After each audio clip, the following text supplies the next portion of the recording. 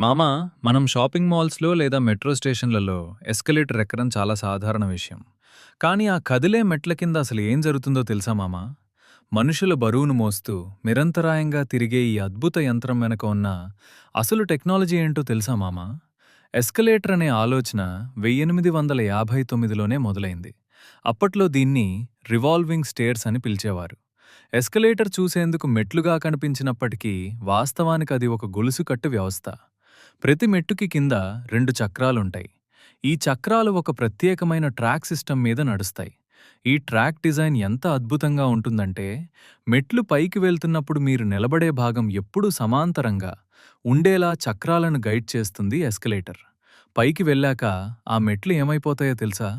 అక్కడి come plate కిందకి వెళ్ళి తలకిందులుగా మారి మళ్లీ కిందకి ప్రయాణిస్తాయి. ఎస్కలేటర్ పైభాగంలో ఒక శక్తివంతమైన మోటారుంటుంది. ఇది పెద్ద గేర్లను తిప్పడం ద్వారా స్టెప్ చైన్ను లాగుతుంది. ఈ చైన్ వల్లే మెట్లన్నీ ఒకదాని వెనుక ఒకటి కదులుతాయి మామా. మనం పట్టుకునే హ్యాండ్ రైల్ కూడా మెట్ల వేగంతో సమానంగా కదులుతుంది. అలా జరగకపోతే మనం బ్యాలెన్స్ తప్పే ప్రమాదం ఉంది. మొత్తం వ్యవస్థను ట్రస్ అని పిలిచే ఒక బలమైన మెటల్ ఫ్రేమ్లో అమర్చుతారు. మామా, ఇలాంటి వీడియోలు మిస్ అవ్వకూడదంటే ఇప్పుడే సబ్స్క్రైబ్ చేసుకోండి మామా.